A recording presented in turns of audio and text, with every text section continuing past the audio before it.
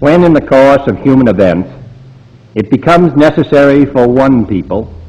to dissolve the political bands which have connected them with another, and to assume among the powers of the earth the separate and equal station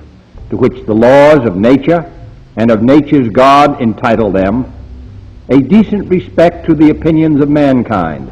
requires that they should declare the causes which impel them to the separation.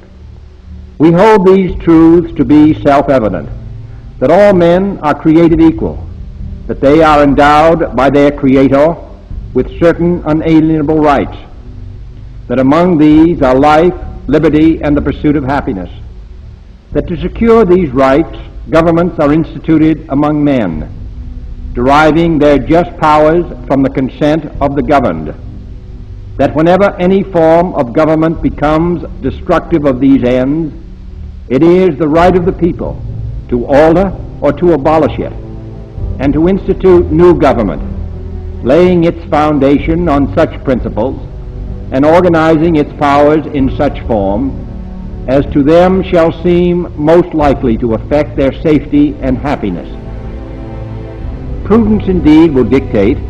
that governments long established should not be changed for light and transient causes,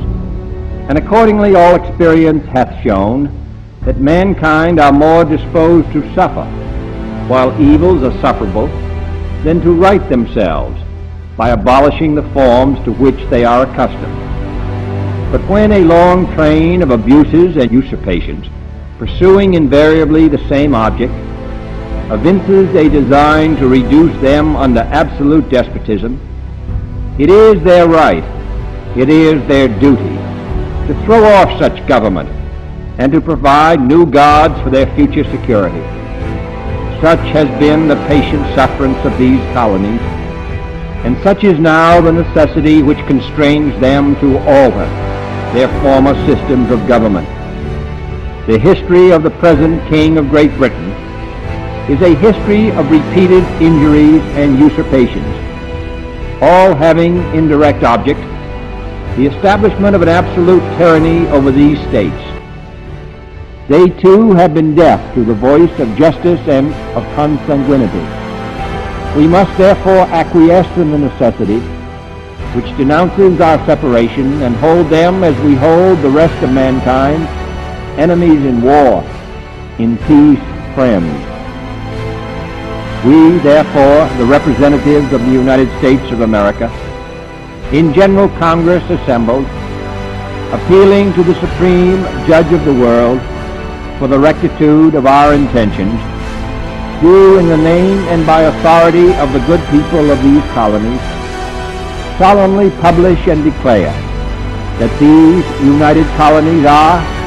and of a right ought to be, free and independent states,